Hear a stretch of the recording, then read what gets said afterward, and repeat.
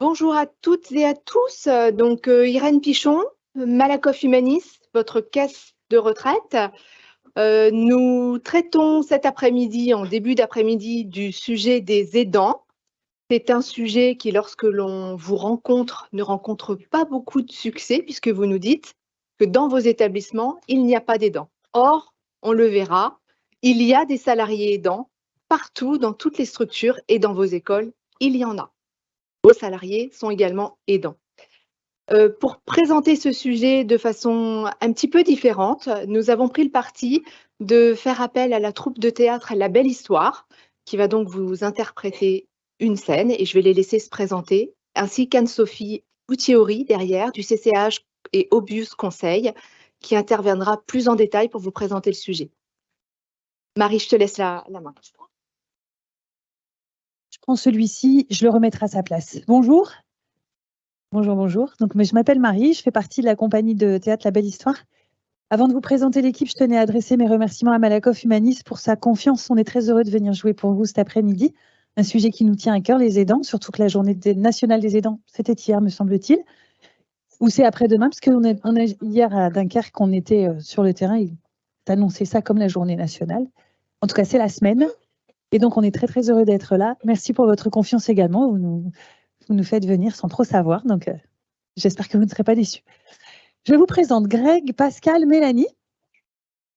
Ce sont 3 comédiens professionnels qui jouent pour vous une pièce qui a été écrite sur mesure cet après-midi pour vous. Donc, jouer, si vous allez un peu l'écrire cet après-midi.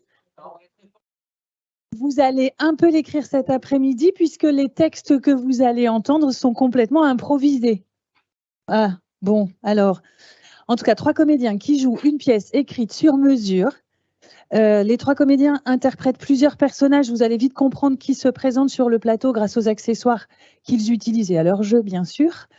Notre scène est organisée autour de cette coulisse noire derrière laquelle les comédiens circulent pour marquer la transition entre les différentes scènes. Donc un passage en coulisses peut signifier un changement de moment dans l'histoire, un changement de lieu, éventuellement un changement de personnage. L'improvisation, je vous en ai parlé, donc je ne le redis pas. En revanche, ce que je vais vous expliquer, c'est plus qu'on ne pouvait évidemment pas reprendre l'ensemble des métiers qui sont présents dans un établissement scolaire. Donc, et puis, on n'est pas des professionnels, nous ne sommes pas des professionnels de l'éducation et de la comptabilité, etc. Donc, c'est vraiment plutôt une invitation à vous intéresser aux postures, aux relations humaines, aux situations, qu'à proprement parler du métier que nous vous faisons cet après-midi.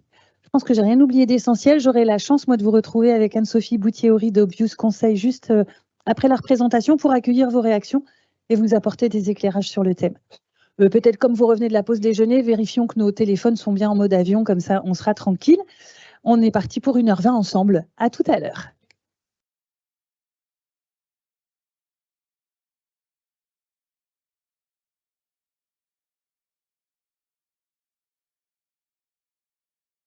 Bonjour, bonjour. Ah bah, il y a du monde ce matin là.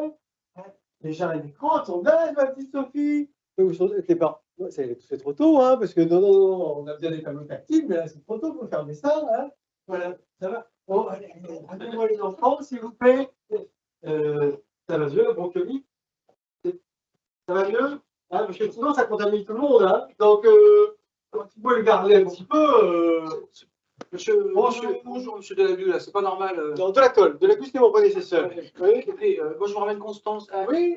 C'est pas normal qu'on attende que les mecs Ah oui, mais s'il vous plaît, des scratchs, des baskets, des scratchs. Alors, elle est parvenue avec les bonnes baskets, monsieur Superglu. Oh. Mais oui, je sais pas ce que fout votre assistante là, de balle.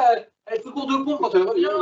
Non mais pardon, monsieur, excusez-moi, au prix où on paye, monsieur, ça va, hein, écoutez, excusez-moi, mais moi j'ai un vrai boulot là, je suis bien en double fil, c'est pas normal. Moi je suis en vacances, monsieur. Moi monsieur, je m'amuse. Bonne partie de l'année, monsieur l'année. Il arrête de là, Nicolas, s'il te plaît. Bon, bref, la prochaine fois, s'il vous plaît, parce que là, c'est pas normal qu'on attende autant de temps pour déposer un enfant, hein. On a autre chose à faire, on a un vrai métier, monsieur. Ah ouais. Nous, on s'amuse. Ouais. Allez, au revoir, monsieur du scotch. Oui, de la colle. Du scotch, c'était mon prédécesseur de mon prédécesseur. Allez, en classe. Voilà. Clément, ça va? Bonjour, ça va? Ça va, Je suis en retard, pardon. Oui, ouais, je. Excuse-moi. Oui. Ah bah, il n'y a pas que moi qui suis en retard. Allez, on se dépêche. On se dépêche. Hein? oui, Alors, oui. c'est des minutes, c'est des minutes. Françoise. Oui, Oui. oui, je suis en retard, je me dépêche. Oui, t'as raison. Françoise. Oui, Non, pardon, t'as l'air Clément. fatiguée, là. Non, ça va, super, ça va. Attends. 2 minutes, la classe. Qu'est-ce que C'était une bonne soirée. Quoi? C'était une bonne soirée, t'es Pourquoi tu fatiguée. fais- Quoi? Mais non, mais Tu peux me le dire, allez. de quoi tu parles? Bon, ok. Bon, Ah, parce rentrez, que dépêche-toi. c'est quand même pas facile. Il y a encore le père de Constance là, qui m'a un peu. Ah oui, mais alors lui, il est chiant. Hein. Oui, Ah, alors lui, je te ouais. jure que. Non, mais je me- écoute, Quoi les retards, des fois c'est un peu embêtant, j'arrive pas à tout gérer. Donc, Oui, mais tu gères super. Mais là, demain, tu fais ce que tu veux la nuit, mais Non, le jour. moi, je fais bien la nuit. Je fais ce que je dois faire. Oui, Non, Oui, enfin, moi non plus. voilà, Moi aussi. d'accord. Voilà. Demain, je serai à On y l'heure. va. Hein, Ah, ça sonne. Voilà, ça sonne. Allez, les repères d'intérêt, allez, on y va. On y va. avec moi, allez. Allez, on y va.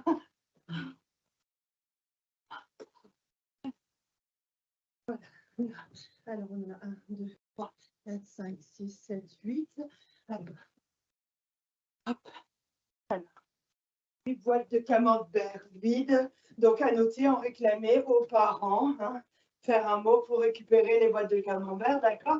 Les boîtes, là, des pâtes. Ah, Françoise, Bonjour, monsieur le directeur. comment allez-vous? Bien. Bien. Pardon, parce que j'étais juste au niveau des pâtes. Ah, j'ai pas réussi à- Qu'est-ce qui se passe? C'est parce que je voudrais compter les boîtes de. Ah oui, mais comptez, je vous laisse compter les doigts. Les boîtes. Je suis au fusilli, j'aimerais bien pouvoir les. Parce que voilà. fusilli? Oui, les pâtes fusilli. Oui, c'est mieux pour enfiler de. Voilà. Voilà, c'est ça, parce que vous prenez les spaghettis, il faut vraiment un tout petit peu. Oui, c'est compliqué. Il faut les faire cuire avant. tout Voilà, ça, c'est voilà. plus chiant. Bien sûr. Je ne dis pas des gros mots en école maternelle, bien sûr. Voilà. Ah, je sais plus où j'en suis. Alors, Françoise, Oui, ça tombe bien que je tombe pas complètement par hasard sur vous, c'est que Ah. voilà, j'ai pu constater un petit peu que vous étiez un petit peu arrivé encore en retard aujourd'hui ce matin, n'est-ce pas? Donc je me disais juste peut-être voilà, essayer de vous lever peut-être un peu plus tôt. Mais hein, parce oui. que là, ça fait quand même voilà, hein, ça fait plusieurs fois. Oui. Voilà, hein? Parce que du coup, c'est vrai. Vous n'allez pas me laisser compter mes fusilis là, en fait. Hein. Si. Arrêtez. Non, mais monsieur Delacolle est bien gentil, hein, il est là avec vous, tout ça, ça se passe bien, mais là, à un moment donné, il va Bah, falloir vous ressaisir un petit peu, Françoise. Hein? Ok. Voilà, très bien. Voilà. Hein? Pardon, excusez-moi. Pardon. Je- Vous êtes avec moi ou vous n'êtes pas avec moi, Oui, François? non, je décrocherai. Voilà, oui, c'est ça. Hein. Bon, parce que là, il faut que vous soyez à 100% quand même, hein, c'est important. Hein. Oui. Voilà. Allez, je vous laisse compter les fusilis. Oui. Hein. Voilà, Merci. voilà. Et on est, hein, Oui. hop. Ah, on est au taquet. Hein. Voilà. Hey. Arrêtez. Très bien. Allô? Non, je suis au travail là. Attends, tu sais quoi? Je te rappelle dans 5 minutes, d'accord? 5 minutes. Oui, 5 minutes, promis. Je te rappelle tout de suite.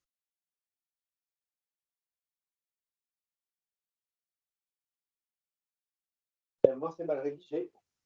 Voilà. Quand c'est mal rédigé, c'est pas clair. Quand c'est pas clair, eh ben, ça attendra. Voilà. Ça, voilà. Il n'y a pas de nom. Ben voilà, il n'y a pas de nom à la demande d'un remboursement de frais, il n'y a pas de nom. Alors, je rembourse qui, moi? Hein, je rembourse tout le monde, la terre entière? Hein?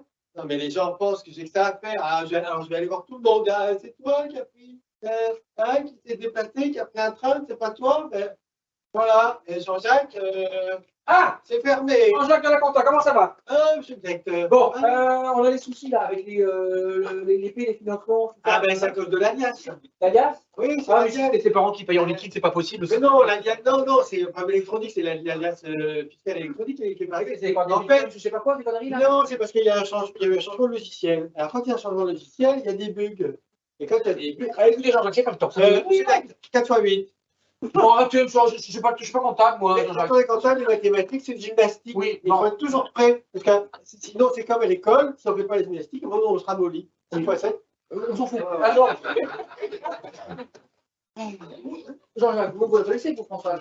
Françoise. Ouais. Oui, bien sûr. Bon, Françoise, elle est toujours en retard, elle est fatiguée. Je suis qu'elle s'est absentée il n'y a pas longtemps. Moi, je sais plus quoi faire avec elle. Hein. Alors, je sais pas, bon, peut-être, et lui en parler, il faut lui poser la question. Pourquoi pourquoi tu n'achètes pas une montre? Pourquoi vous n'achetez pas un réveil? Non, parce que je suis désolé, ça, on n'a pas demandé. Je sais pas. Vous savez, quand les gens sont en retard, soit ils sont payants, soit ils ont des problèmes. Une fois 8, on s'en fout. Non, mais, quand j'ai des problèmes, moi je vais pas commencer à gérer les problèmes de tout le monde. C'est marrant, j'ai un émission à faire tourner.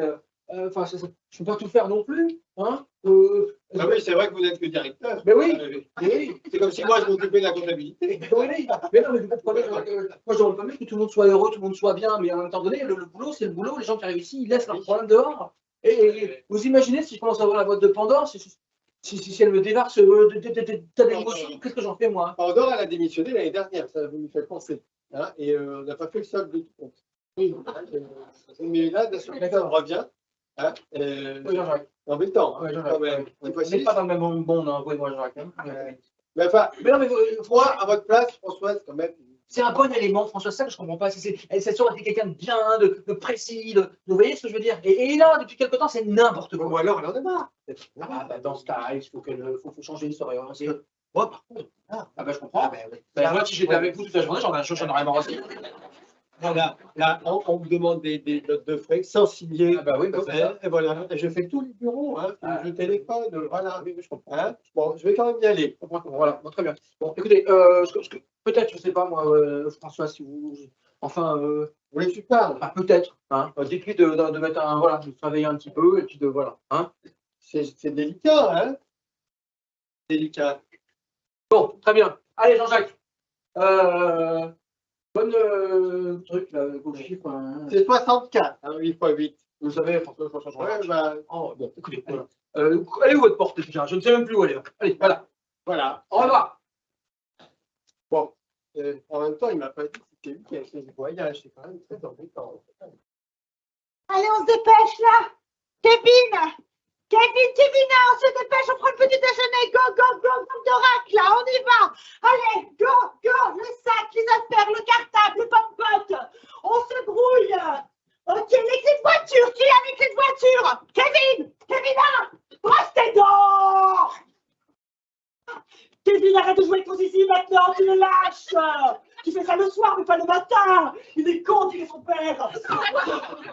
Allez. Kevin, lâche le zizi de ton frère. Oh, c'est pas possible. Allez, go.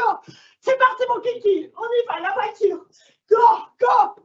Vous me suivez. Go. Poussez-vous les voisins. Ok, allez, go. C'est où la porte? Je sais pas. C'est là. Hop. Tiens, mon sac. Go. Allez. Ok. C'est quoi ce bouchon encore forcément? Tut. Amande. Ok. Allez, c'est bon. Vous, tout le monde descend. On y va, on se grouille. Bonne journée.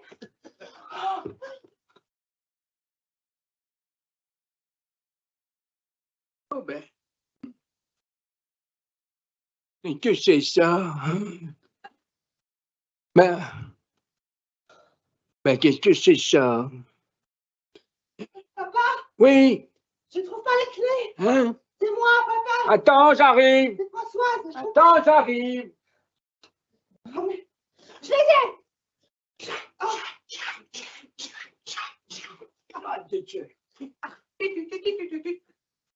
Ah, ben. Tu pourrais m'ouvrir, papa? Ah ben ça y est, plus qu'à pousser la porte. Hein. Ça va? Ça va ma chérie? Tu vas bien, papa? Bonjour. Qu'est-ce que c'est ça? Ah, qu'est-ce que c'est? Bah, c'est pour que tu m'entendes. Ah Regarde, bon? tu vois, comme tu es un peu sourd, papa, Oui, je t'entends ouais, bien. Ah, tu ça vois, marche bien, voilà. c'est la technologie, tout ça. Voilà. Donc tu peux lui dire, Alexia, mets la musique. Hein, c'est qui celle-là? Non, tu la connais pas, papa. Ah bon? Mais regarde, normalement tu fais, Alexia, mets de la musique, Charles Trenet. Ah oui, ça se connaît. Bon, ça ça marche se connaît, ça se connaît. Ouais. Ouais. Ça, bonjour, Ah papa. bah ma fille. Oh, il faut fermer les volets peut-être maintenant pour le bain. Il faut peut-être qu'on ferme les volets. Pourquoi tu veux fermer les volets? Hein? On est le matin. Ah bon? Papa, t'as pas pris tes médicaments. Ah non, ah Pourquoi oui. t'as pas pris tes médicaments? Oh ben je sais pas, il faut que je les prenne. Papa, regarde, Oui, je t'ai déjà expliqué 10 000 fois. oui. Regarde, t'as un pilulier, d'accord? T'as les jours, t'as la semaine, le matin, midi et soir. Oui, on est quel jour? Mardi, Ah oui. matin, Ah oui. tu prends mardi, matin. Ah, Voilà, oui. et ce midi, tu prends Oh. midi. Ah oui. Ok? C'est bien fait. Hein. Oui, ben, je vais te le donner. Oui.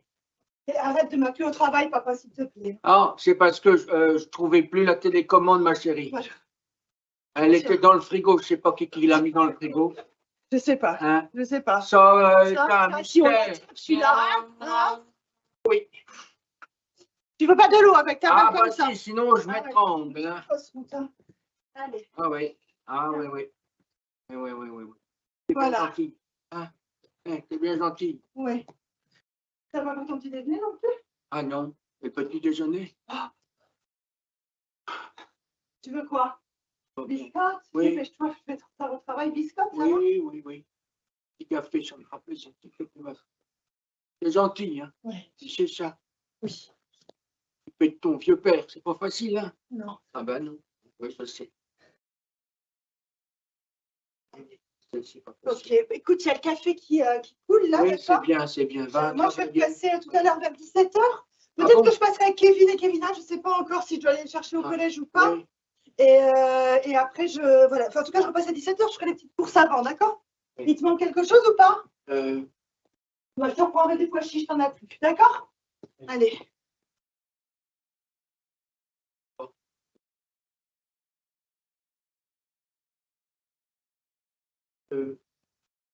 Ça va, papa? Papa, je vais vraiment, pardon, excuse-moi. Ah, je te vas-y, mets la va, pression. vas-y, c'est rien, je vais me débrouiller. Non, mais dis-moi, je vais être en retard. Dis-moi. Non, c'est parce que c'est pas.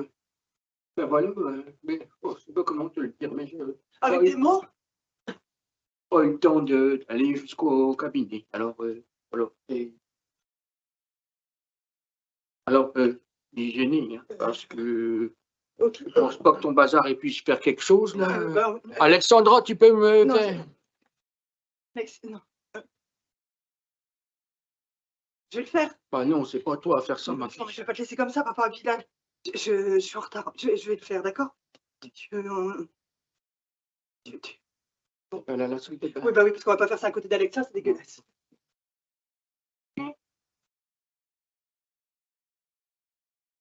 La petite salle de bain.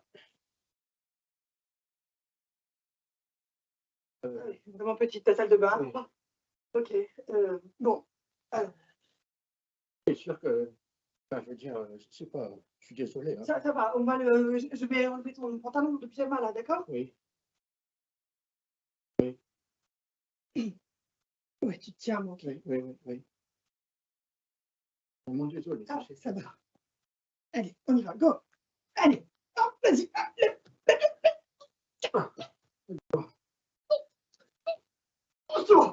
Ça va. Oh ben, Ok, la corbeille, elle est où? Corbeille. heureusement que personne Elle est ne là. nous voit. Non, attends, parce que juste la corbeille, ou alors c'est toi qui le mets dans la corbeille ou je mets. Ah, bah, je vais le faire, d'accord. Vas-y, parce que. Attends, hop. Voilà.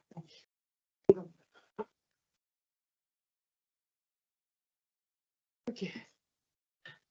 En fait, je vais y aller, d'accord? Ouais, Là, ce sera.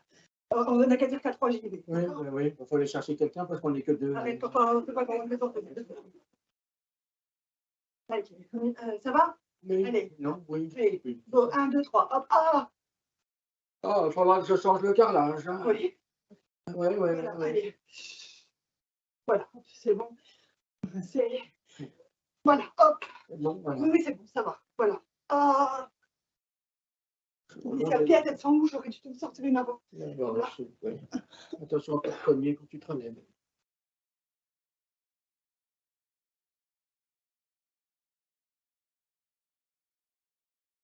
Ça va? Il faut que je remette quelque chose parce que je suis tout nu. Ah oui.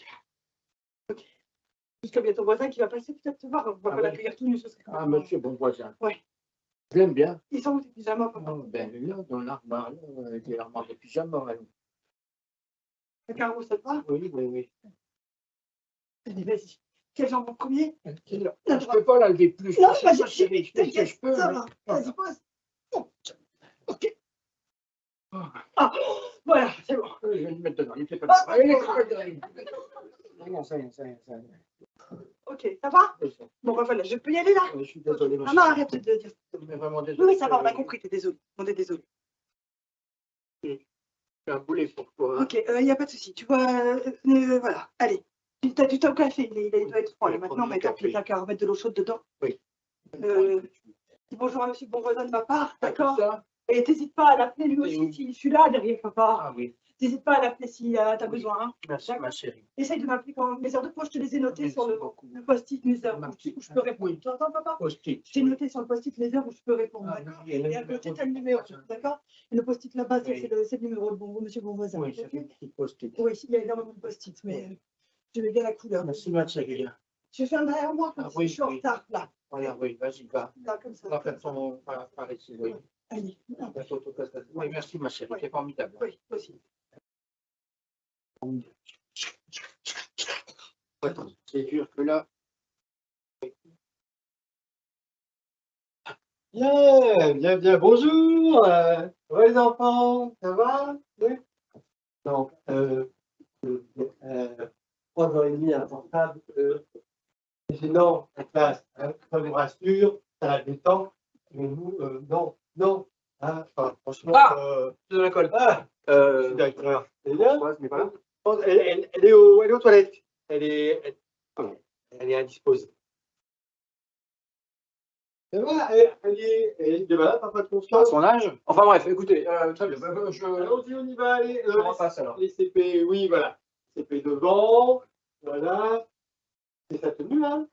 Il l'a dit comme ça, là? Ah oui, d'accord. Excusez-moi, mais là, ça fait quand même. Si?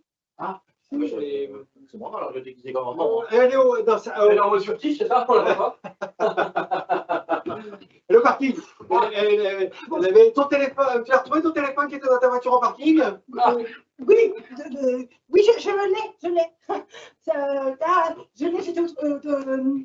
alors. Voilà, parce qu'elle n'est pas. On a vite cassé une vitre pour voler un téléphone qui reste sur le siège. Hein. Voilà. Hein? Je reviens. Voilà, Je reviens. Voilà. Mais c'est compliqué. Hein? Merci. Il commence à se douter de quelque mais chose. je- Et puis moi aussi, je me pose des questions. Non, mais parce tout va que c'est bien. compliqué, quoi. Ça va, Si t'es amoureuse, tu peux le dire. Genre, non, il y a. on a tous connu ça. Bon, Non, je vais y aller, d'accord? Oui. Attends, pardon, C'est moi qui. Allez, les enfants, ils sont déjà rentrés sans moi. En plus, j'arrive, les enfants. Allô? Ah, monsieur Bonvoisin? Non, mais attendez, enfin, Un instant. Quoi? oui, Je rentre tout de suite. vous téléphonez pendant vos heures de travail, vous arrivez en retard, non, ça va plus du tout, là, c'est plus possible. Là. À un moment donné, moi, j'ai un. Bon, écoutez, Jean-Jacques, moi, je. Je suis là. Il est tombé. J'arrive, d'accord? Non, mais occupez-vous de lui, j'arrive. Non, j'arrive tout de suite. Alors, Françoise, Je... eh bien? Oui, Jean-Jacques. Oui. Ça va? Ben oui, ça va. Je cherchais le directeur, mais c'est un peu follet. Hein. Oui. Il est passé par ici, il repassera par là. Au niveau des comptines, il est très bon. Hein. C'est ça. Pour les enfants. Bien. Voilà. Ah, Françoise, là, il faut qu'on parle, parce qu'à un moment donné, ça va pas. C'est ce qu'il y a. C'est à la maison, ça va pas, qu'est-ce qu'il y a? C'est votre mari, c'est vos enfants, vous pouvez me parler, vous savez, à un moment donné, Françoise, moi, je veux bien tout entendre, mais là, c'est pas possible. Hein? Donc, qu'est-ce qu'il y a? Il y a un problème à la maison? Des problèmes de couple, on en a tous. Hein. Moi, le premier, je suis plus de couple, d'ailleurs, c'est bien ça. Donc, alors, Je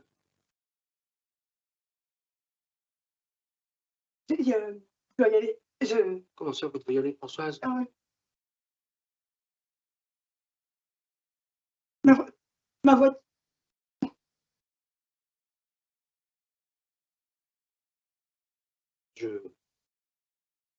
Jean-Jacques, je suis. Vous voyez, j'ai essayé de lui parler, vous êtes témoin, vous m'avez dit de lui parler, j'ai essayé de lui parler, je lui ai demandé si elle avait des trucs de jeu. J'ai essayé. Oh, me cachez pas le. Je pense qu'elle a un problème. Hein. Bah, oui, mais alors le problème, c'est que c'est nous qui avons un problème avec son problème, quoi. Oui. Et je veux bien lui parler, mais enfin, ça peut vous aider. Enfin, Écoutez, Jean-Jacques, moi, je sais plus quoi faire. Hein. Je veux bien. Moi, je veux bien essayer de l'aider aussi, mais là, je sais pas. J'essaie de lui parler, elle me plante, elle se barre. Là, ça va un peu loin quand même, non? oui, mais enfin, si en même temps, si vous tombez dessus. Comment je vais faire sans elle? Moi, maintenant, il faut gérer. Faut gérer son absence. Hein? Comment on fait ça? Ah oui, alors je vais le gérer, je vais m'en occuper, ce que je dois gérer. Mais c'est pas simple, ça déséquilibre l'organisation, on a des plannings, on peut pas les laisser les gamins tout seuls, hein, à un moment donné, c'est notre responsabilité aussi. Je vous propose, je vais essayer de la voir et voir si elle me dit quelque chose. Essayez, Jean-Jacques, Je essayez.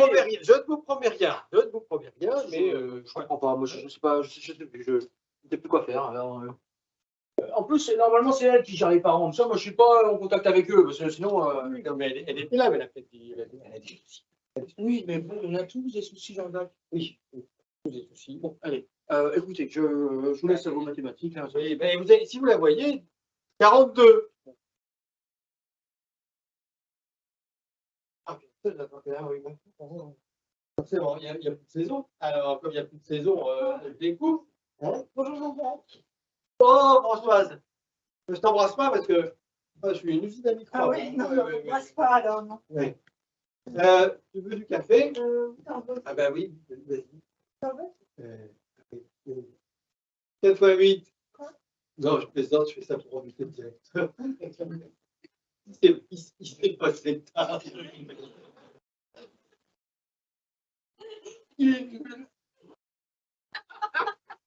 Mais la table de 2. Travailler peut-être, mais ça va, je peux m'installer, ça. Non, je fais semblant. Oui, je fais semblant. Attends, excuse-moi. Ah, mais je suis content de tout. J'ai ma photo. Ça va le dos. Ah. C'est l'âge, hein. Ça va, non? Non, oui. Oui, quand même. Ouais. Je vais être retiré, mais quand même, quoi. Oui. Voilà. C'est marrant, hein. Tu me fais penser à moi. Oh merde. Non, il y a quelques années. Non, mais je ne cache pas, même il y a quelques années. non, pas. Moi aussi. Oh, excuse-moi, attends, je peux... Là, j'ai le droit, je suis en pause, je peux le poser. Ouais. On est d'accord? Attends, juste, je réponds. Parce que moi aussi, j'ai traversé une période difficile et j'ai l'impression que tu traverses une période difficile. Ben, ça se voit. Tout le monde le voit. On voit quoi là? Tu n'es pas fatigué, tu es épuisé, tu es exténué. Tu vois, On est tous à la rentrée, elle a été dure pour tout le monde, d'accord? C'est la pression de la vie, c'est tout le monde, ça va, tout va vite. Non, c'est pas pareil. Fatigué, c'est une équation du premier degré, exténué, c'est une équation du deuxième degré. Oui, bon, c'est. Tu peux. Voilà. Moi, j'ai une fille handicapée. Vous ne savez pas. Bon, elle est grande, voilà, mais dans l'ancien établissement, là, où j'étais, elle était encore petite, ça a été très compliqué. Et j'étais dans une situation, j'étais exténué. Pourquoi tu me parles de ça? Pardon, mais je ne comprends pas pourquoi tu me parles de ça là. Parce que je me dis que peut-être tu as des soucis, je ne sais pas de quel ordre, mais des soucis qui te fatiguent et il faut en parler. Sinon, ce qui va se passer, c'est que tu vas aller dans le mur. Une fois dans le mur, ben, pour te désincruster, ça va être compliqué. Ah, oui, je suis con. Mais tu me dis, mais comment tu es au courant? Ah, ben, parce qu'on ne cache rien au comptable, c'est comme un médecin. Bon. Ok, allez, je te remercie, c'est gentil d'essayer de m'aider. Alors, c'est quoi, c'est qui? Je ne suis pas au courant. C'est quoi? C'est qui? C'est un enfant, une mère, un père, les deux, ton mari. C'est quoi? Mon père. Ça va pas bien. Ah si, il est en pleine forme. Alors, Écoute, Jean-Jacques, je veux, en fait, je n'ai pas du tout envie d'en parler ici. Je suis désolée, c'est super sympa. C'était plein de bonnes intentions, mais là, ça me met mal à l'aise, même presque. Non, attends, c'est mon lieu ici, c'est mon école, c'est le lieu où je suis bien, où on me sourit, où je pense à autre chose, d'accord? Je n'ai pas du tout, mais du tout envie d'en parler ici. Donc c'est super sympa, mais Et s'il te plaît, ça va. Non, c'est juste que je dois mettre. C'est juste que voilà. Quoi? Et dans le cabinet comptable, c'est comme le professionnel. Arrête. Ça restera entre nous. Parce que moi, c'était pareil. Au début, je ne voulais rien dire. Je pensais que j'allais faire face à tout. Et puis un jour, avec ma femme, on s'est quittés. Notre fille est petite, gros handicap. Je n'osais pas le dire. Je me disais, qu'est-ce qu'on va penser de moi? Parce qu'en plus, il y en a qui pensent que c'est de ta faute. Et puis, je vais tout assumer. Ça n'a rien à voir. Mais Ça si, que je me suis sentie pour ta fille. Moi, c'est mon père. Ça n'a rien à voir. C'est normal que c'est normal que j'aide ma fille, c'est normal que tu aides ton père. Bah oui, c'est normal que j'aide mon père. Voilà. C'est normal que j'aide mon père. Voilà. Et ben c'est tout. Bah, je vais continuer. Et un jour, j'étais épuisé, j'ai fini en parler au directeur. En fait, un jour, il m'a surpris, j'étais vraiment pas bien, j'avais fait des conneries. Attends, qu'est-ce que tu veux que j'en parle? Franchement, Jean-Jacques, comment veux-tu qu'il m'aide? C'est quoi qu'est-ce que tu veux, franchement, qu'est-ce qu'il peut faire pour moi? Qu'est-ce que je vais en parler au directeur? Sincèrement? Non, Mais tu peux en parler. Il est sur mon dos là tout le temps, je le vois, il me ziote. Il perd mon table. Arrête, Jean-Jacques, je ne peux pas faire mon boulot. Tu peux le comprendre, ça? Moi, j'ai quitté Kevina, j'ai mon homme qui est sur la route tout le temps, je mets tous les bouts par tous les fronts, et voilà. Donc, non. Françoise, Quoi? tu t'assois. Jean-Jacques reste debout, j'ai envie de te dire. Hein. Asseyons-nous. Le directeur, il est sur ton dos parce qu'il ne sait pas. Et après, tu peux en parler au syndicat. Moi, j'avais été voir l'élu syndicaliste pour lui expliquer. Il m'a orienté. En fait, quand on est aidant, eh ben, on peut être aidé. Et le problème, c'est que ça ne vient pas tout seul. Il faut qu'il y ait des gens pour nous le dire. Alors, moi, je te le dis. Hein, et il y a l'assistante sociale. Tu peux aller voir le centre social de là où tu habites. C'est un problème privé. C'est un problème privé qui déborde sur la société. Tu vois, là, ta baignoire, elle déborde. Là. C'est avec la bouffe de partout. Alors, c'est avec la bouffe ici. Ici, tu es bien, mais tu es toute la journée. Et tout le monde est avec la bouffe. Regarde, hein, on voit tous que tu n'es pas bien. Et, moi, finalement, on m'a envoyé vers un humaniste. Hop, ils m'ont aidé. Ils ont mis, on a aménagé mon poste de travail. On a aménagé mes horaires. Ça a duré un temps. Maintenant, ma fille, elle est dans un désastre. Non, voilà. Il faut... Je ne sais pas. 48. Ah, Ok. parle-en. Je vais T'es pas toute seule. réfléchir. En tout cas, ma porte est ouverte. C'est cool. Merci. T'embrasse pas. Le café n'était pas top, par contre, mais merci. Moi, j'ai pas de goût avec le rhume. Ouais. Oh, comment tu... Oh. Hey, Alexandrie! Alexandra! Hey!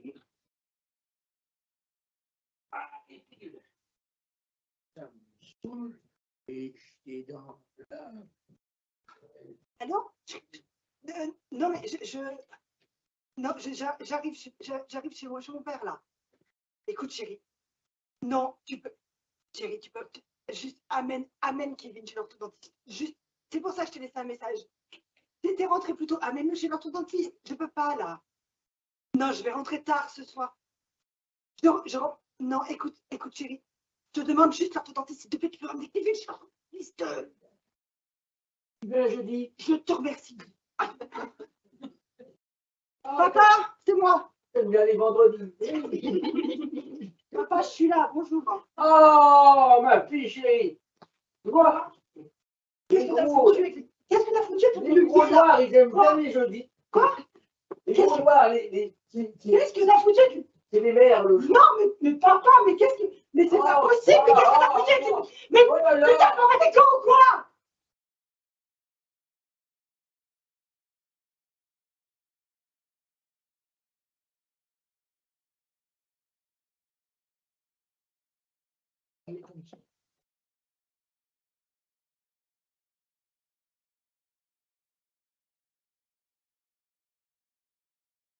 que tu t'en ailles.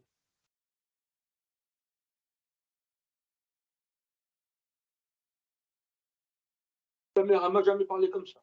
Alors là. Il y a les rouges qui sont ici, papa, tu les prends, d'accord. Papa, J'ai peur que tout le temps, tu m'as fait peur. prends tes médicaments, je m'en vais. C'est trop gênant pour toi, tu me Papa, mets, prends hein, tes tu me médicaments fais comme et je placé m'en dans un vais. truc. Hein. Là, c'est de là. Venez Prends-les prendre. devant moi, tu les prennes devant moi et après je pars.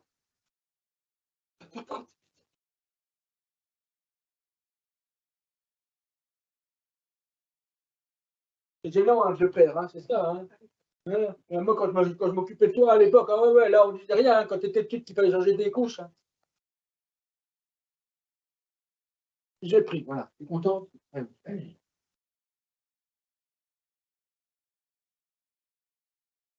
La porte, elle est là, si tu la cherches. Hein. Je vais passer par le garage. Ah ouais, tiens. On va parler comme ça. J'ai mal au cœur.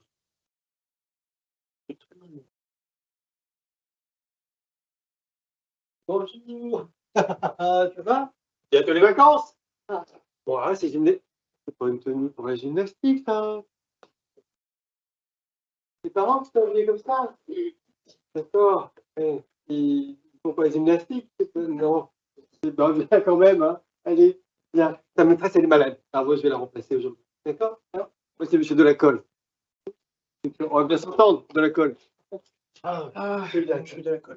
J'emmène les petits à la gym. Je suis content de vous voir parce que je me disais, Françoise, Elle n'est pas là.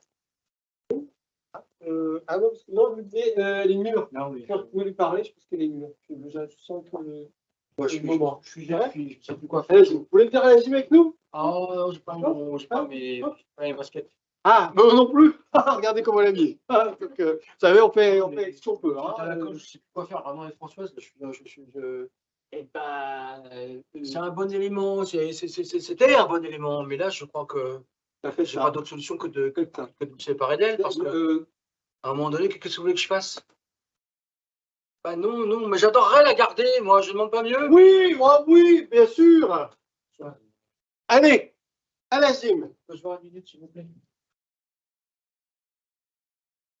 Écoutez, Françoise, c'est encore en retard aujourd'hui.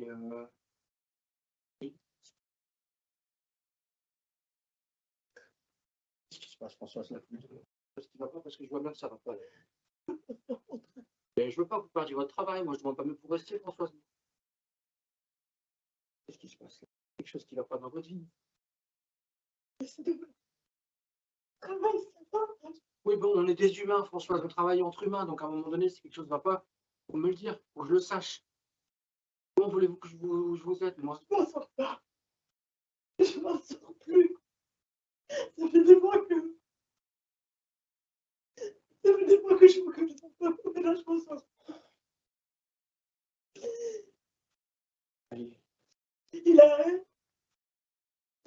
Au niveau de. Il y a eu une dégradation, c'est pour ça que je gérais pendant longtemps en fait. Mais là, il a besoin de plus en plus de ma présence. Et moi, je n'ai pas vu le truc venir. Du coup, en fait, Moi, je n'ai pas vu. ça a grappillé un petit peu plus sur longtemps. Mais... C'est pour ça que je te. Bon, c'est bien de l'avoir dit. Je sais pas ce que je vais faire avec ça. Non, je ne vais pas vous dehors. Je vais pas vous foutre dehors. Françoise, je trouve que. Il y a encore quelques temps, vous êtes un des meilleurs éléments de notre établissement. Les gamins vous adorent. Les parents vous adorent. Vous n'arrivez même pas à vous engueuler, les parents. Non, je sais pas que je fais les plus beaux colliers en pâte Voilà. en plus de toute l'école de la région. Donc, moi, le truc, c'est que moi, je ne sais pas ce qui vous arrive. Alors, ça me touche, vous voyez, et je ne suis pas formé pour accueillir ça, mais il existe des choses. On va se renseigner, on va aller voir les. Hein, on va travailler ensemble, on va y arriver, on va trouver J'ai des solutions. essayé de monter des dossiers de moi-même, vous voyez, des dossiers NDP machin, des tout. Enfin, j'ai tout essayé. Et je ne comprends pas. Bah non, je comprends que C'est long, les délais de réponse sont longs, les délais d'envoi sont longs, les délais de retour, tout est long. Bah, écoutez, là, vous m'en avez parlé, c'est super, et voilà, on va trouver des solutions ensemble, François, d'accord? Ok, si vous voulez. Hein on est une équipe, we are a team, Ok. you know? Alors, je ne maîtrise pas bien l'anglais, Okay. c'est pas en matière We are together, Yes. motherfucker, ok? Moi non plus, je ne maîtrise pas bien l'anglais, mais Street under fire. par contre, en table de multiplication, je suis imbattable. Je ne sais pas si vous en avez déjà parlé. Mais... Hein Ah oui, je sais pas.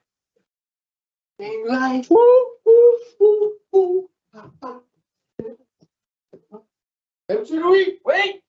monsieur Louis, j'ai nettoyé la salle de bain là. Oui, ça c'est bien. J'oublie, je pense toujours que vous êtes sourd, vous n'êtes pas sourd. C'est parce que c'est les autres qui sont sourds, alors je suis obligé de parler fort. Oui. J'ai gardé l'habitude. Vous êtes qui au juste? Monsieur Louis, quoi. Ah, c'est vous, Alexandra. Oh, Mais non, Alexandra, apporte-moi un café. Alexandra, Alexandrie. Wow.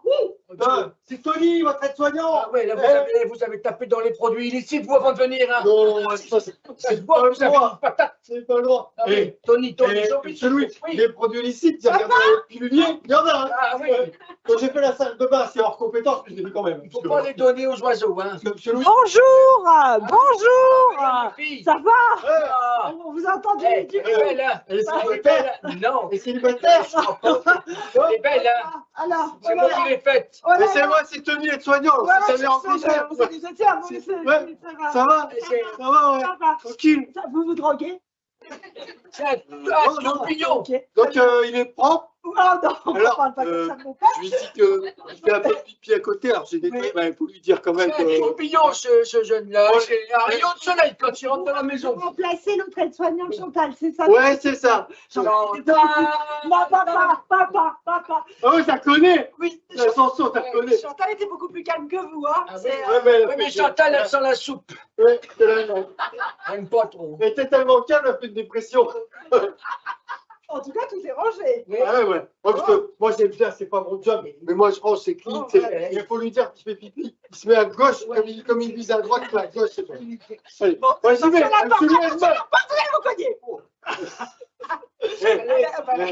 Vous avez mon 06, hein? Oui, je vais trouver au niveau de votre. C'est un 07. Mais... D'accord. Bah, je ferai un 08. Allez, Bartoni. Ah oui. ça va, papa? Oh ben, quel tourbillon, hein. Papa, tu n'acceptes aucun cachet de sa part. On rigole bien. D'accord, c'est l'infirmière qui te donne tes cachets, on est d'accord, papa, pas lui, Il hein. m'a fait écouter de la musique et T'es tout. pas hein. côté comme un as Ah de- ben oui, mais on a dansé avec Tony. Alors à un moment donné, oui, il va faire. Eh ben, tu sais quoi, Bon. viens, tu sais quoi, on va sortir. Ah oui, Tu veux? oui. Allez, Ah, on ça va aller se balader, ça ça fait me- longtemps, hein. fait du bien d'avoir du temps avec toi, ma petite. On va aller se Viens. promener. Ah, comment qu'on fait? Oh, bah, tu fais comme tu veux. Alors, viens. Voilà. Avec ta mère, souvent, on se promenait comme ça. C'est Hein, bien. car la porte est derrière nous. Comme tu veux, on en a mis partout. Hein, On non, en a mais mis partout. ça, c'est la porte qui va dehors. On Ouais, peut passer par le garage. Comme tu veux, Toi, t'aimes comme bien tu veux. passer par On va le se garage, dépêcher. ouais. Ouais, Hein? voilà, ok. Ah, Et par contre, papa, je suis assez contente qu'il t'en ait parlé, c'est que moi aussi, j'aimerais bien que tu fasses pipi sur la gauche. Ah bon? Oui, parce que c'est vrai que ça a tendance à. Ah bon? Ah, bah oui. Et Mais- après, c'est le bordel. Ça n'a rien à voir avec la politique, ce que tu dis. Non, non.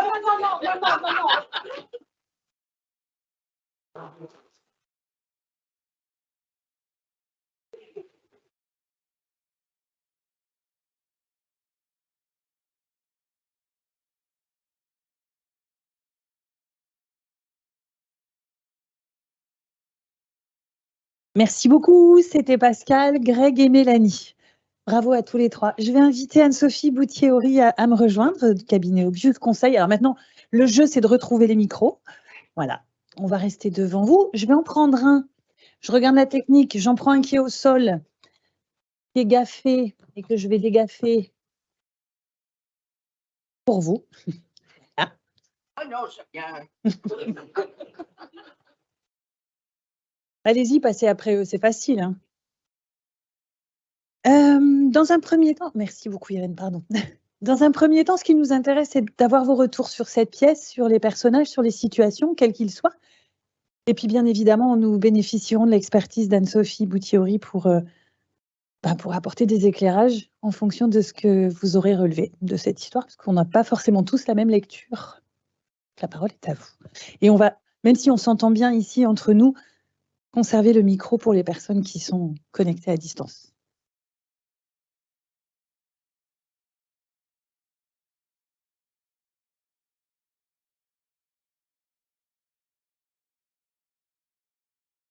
Vous avez déjà pris du retard sur le timing, hein, je ne voudrais pas dire, mais...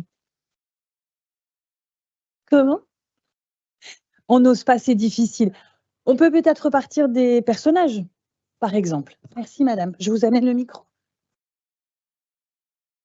Merci. Merci au papa plein d'émotions et qui a joué son rôle avec justesse et à l'aidant. Voilà. Le papa vous a touché? Oui, beaucoup. Merci. Moi, j'avoue que j'ai retenu un peu mes larmes. Je suis très émotive de nature, mais parce que tellement ça colle à la réalité de ce que l'on peut voir sur le terrain. Et du coup, j'avais en tête plein de situations. Alors, c'est sûr que la scène où vous éclatez en sanglots en disant « je ne peux pas perdre mon travail », moi, je le vois, parce que malheureusement, je suis amenée à faire des licenciements. Et donc, je vois ces choses-là. Et la main tendue, je la vois aussi, puisqu'on essaye. Et on voit aussi je découvre parfois en déjeunant avec des collègues complètement par hasard, que tout d'un coup, ils se mettent à me parler de leurs parents âgés et de combien de fois ils se sont levés la nuit dernière, 5, 6, 7, 8 fois, et de voir l'épuisement. Et c'est vrai que je sens que je manque d'outils et d'informations sur comment accompagner ces personnes. Après, c'est toujours compliqué quand on a des postes, quand on est posté, c'est comme ça que sont nos éducateurs, puisqu'on a besoin d'eux quand les élèves sont là, d'envisager des aménagements. Tout est toujours possible, mais il n'empêche que les élèves sont là de 8h à 17h ou 17h30. Et du coup, je suis très intéressée par la future intervention de madame pour savoir quels sont les outils que l'on peut utiliser. Pour l'accompagnement. L'accompagnement, oui. Merci. J'ai envie de dire, avant d'accompagner, j'imagine qu'il faut détecter, alors sans vouloir devancer, mais comme le temps est compté, c'est vrai qu'il y a peut-être aussi cette problématique-là de comment on détecte. Merci. Oui. Voilà, parfait. Vous criez si je ne vois pas les mains levées, surtout. Donc c'est vrai que finalement, toute la pièce était très juste. On voit bien ces chefs d'établissement qui sont dépassés, qui n'ont le temps de rien, qui sentent qu'il y a quelque chose qui ne va pas, qui se disent « oui, mais j'ai des choses à gérer, je ne peux pas fonctionner, etc. » Nous, on le voit beaucoup en Urojec, en expliquant « mais prenez le temps avec le salarié, discutez. Il y a peut-être une raison pour laquelle il est en retard, il y a peut-être une raison pour laquelle ça s'est soudainement dégradé. Parlez-lui, écoutez-le. » Et on ne peut pas aider quelqu'un qui ne veut pas être aidé, ça c'est sûr, mais avant, il faut déjà essayer de l'écouter et de le faire parler. Et si on ne prend pas ce temps-là, on va rater beaucoup de choses. Donc c'est vrai que ça, c'est quelque chose qu'on voit aussi beaucoup. Et c'est leur apprendre à détecter, à faire parler les salariés, à leur tendre la main, et après leur expliquer que oui, c'est sûr qu'un retard, ça a un impact, mais pourquoi déjà il y a ce retard? C'est aussi de faire comprendre. Donc l'écoute, j'ai entendu, et je suis sûre qu'Anne-Sophie rebondira dessus, le changement de comportement, parce que voilà, je pense que ça vaudra peut-être le coup. J'ai quand même envie de vous demander, alors vous, mais tout le monde bien sûr, la raison pour laquelle ce directeur, selon vous, votre lecture, selon vous, pourquoi il n'y va pas vraiment sur l'écoute, sur poser des questions? Quels sont les arguments qu'il a exposés d'ailleurs, il me semble, à Jean-Jacques, Il n'a pas de solution, c'est pas à lui de gérer le problème des autres. Ouais. Mais quelque part, s'il ne le gère pas, il y a un moment donné, ça a un impact sur son établissement. Donc c'est faux, à un moment donné, il faut savoir écouter, il faut savoir aider. Il y a un moment où c'est sûr qu'on ne pourra pas faire à la place d'eux, on ne pourra pas se substituer à. Mais il faut savoir dire aussi, mais comme ça a un impact sur nous, on va t'aider, on va voir ce qu'on peut faire. Et après, on peut te rediriger sur les bonnes personnes aussi. Il faut, et en même temps, j'ai envie de dire, c'est intéressant de comprendre la posture ou la raison pour laquelle le directeur ne le fait pas pour pouvoir éventuellement lui apporter des réponses. Et en tout cas, celle que j'ai entendue dans votre oreille, c'était, dans vos deux propos, pardon, donc pas dans vos oreilles, mais dans la mienne, pardon, qu'il a l'impression que c'est lui qui va devoir déployer toutes les solutions. Donc on va voir aussi si c'est ça, accompagner un aidant, ou si c'est pas autre chose. C'est pas trouver toutes les solutions, mais c'est de rediriger peut-être aussi sur les bonnes personnes qui pourront aider. Peut-être bien. Et souvent, c'est déjà beaucoup. Et lui, il a quand même l'impression que c'est lui qui va devoir gérer, parce qu'il a utilisé l'expression ouvrir la boîte de Pandore. Il se dit, oh là, il suffit que je mette mon doigt là-dedans. Enfin, il me semble avoir entendu ça. Est-ce que vous reprenez? Madame avait levé la main. Anne-Sophie, vous retenez tout comme d'habitude. Hein. Oui, moi, j'étais très émue aussi d'entendre toutes les scènes. Ça faisait énormément écho chez moi à titre perso. Je suis aidante depuis un certain temps déjà. Moi, j'ai pas eu le problème d'en parler ou de ne pas en parler, c'est venu naturellement. Mais j'ai eu de l'écoute, voilà. Et moi, j'avais l'info. Étant juriste, je connaissais le système de congé de proche aidant, j'en ai fait état, et voilà. Mais je pense que les directeurs ou les personnes en poste, en charge, devraient en effet avoir l'information, et c'est peut-être par pudeur parfois qu'ils n'osent pas rentrer dans la sphère privée des personnes. Tout le monde n'a pas voilà, la facilité à évoquer les choses. Moi, je l'ai eu, ça ne m'a pas posé de soucis. Mais il y en a plein qui n'osent pas parce qu'ils se disent c'est du domaine de la sphère privée et je ne veux pas interagir sur mon travail. Il faut que j'arrive à tenir. Je ne dois pas mélanger les deux. Et de l'autre côté, il y a une forme de pudeur aussi de la direction de dire je ne vais pas empiéter sur ce qui est du domaine personnel ou privé. On peut avoir plus ou moins de facilité à échanger sur nos vies privées. Et quand il y a, je dirais, plus de barrières, ne pas oser faire interférer les deux. Je pense que Deuxième il est raison en pour effet laquelle très le utile. directeur ne parle peut-être pas, effectivement. C'est ça. Et je pense qu'il est très utile, en effet, de communiquer. Parce que je me doute que, enfin, on a tous des parents âgés et plus ou moins qui avancent en âge et peut se poser cette problématique très, très fréquemment de voir à un moment ou à un autre prendre en charge son parent ou ses parents. Et c'est vrai, c'est très impactant sur la vie personnelle. On prend sur son sommeil, on prend sur ses loisirs, on prend... Et donc, c'est ou les congés payés, ou le... Enfin, voilà, moi, à titre personnel, ma mère habite à l'autre bout de la France, donc c'est forcément compliqué. Hein, voilà. Et donc, il n'y a pas que les aides. On pense souvent, quand on est aidant, que ça joue forcément que sur les aides de présence et de physique. Mais il y a aussi toute l'aide à distance qu'on doit pouvoir apporter aussi sur les démarches administratives, la gestion du patrimoine, la gestion des personnels autour de la personne qui a besoin d'être aidée, les rapports médicaux, les liens, enfin voilà, c'est très très varié. Il y a en train de faire une belle définition. On va pouvoir passer vite sur la définition de c'est quoi être aidant, parce qu'on non, pas du tout, pas du tout. Il y a plein de choses, on ne va pas faire l'économie. C'est vraiment multifacette. On en a vu plusieurs bouts, hein, puisqu'on a vu plusieurs. Voilà, elle peut au début, avant qu'il y ait un aidant qui vienne un peu luberlu, il y a aussi ça à gérer parfois. Hein, les personnels aidants, enfin je dirais professionnels, qui peuvent parfois être un peu olé olé ou pas très formés. C'est vrai que gentil. On peut être olé olé et très bien formé aussi. C'est ça. Mais il y a de tout. Il y a de tout. J'ai envie de tirer juste un fil parce que vous avez évoqué une chose qui me semble importante, parce qu'on dit que le directeur doit être à l'écoute, etc. Vous disiez à titre personnel, et merci de ce témoignage, que vous aviez parlé sans difficulté, mais est-ce que c'est le cas de notre Françoise? Non, bien sûr qu'elle en que non. parle. Et pourquoi? Est-ce que vous vous souvenez le pourquoi? Parce que je pense que ça aussi, c'est important qu'on l'ait en tête. L'autre point de vue, c'est l'invitation du théâtre, hein, de rentrer dans le point de vue de chacun. Qu'est-ce qui fait que Françoise, elle n'a pas du tout envie d'en parler, contrairement à vous, puisque vous en témoignez, par exemple? Alors, je dis madame, mais à nouveau, hein, chacun peut compléter. Je pense qu'elle craint de perdre son travail. Elle a peur de perdre son travail. Et puis, ce qu'elle met en avant, c'est ma sphère privée, c'est surtout... c'est sa sphère privée. Il y a votre voisine qui veut dire un truc, mais du coup, je veux bien... Le regard des autres. Le regard des autres aussi. Le regard des autres, c'est-à-dire, oui. En fait, le micro, c'est vraiment utile pour les personnes qui sont... Le regard des autres et le jugement des autres. C'est-à-dire, on pourrait avoir pitié? On pourrait avoir pitié ou elle n'arrive pas à gérer. Est-ce qu'elle est compétente? D'accord. On pourrait la remettre en cause dans sa capacité à être aidante. Alors, il y a madame qui voulait intervenir. Et là, à gauche? Non? Oui. Bon, bah alors, madame à droite, là. Pardon, Sophie.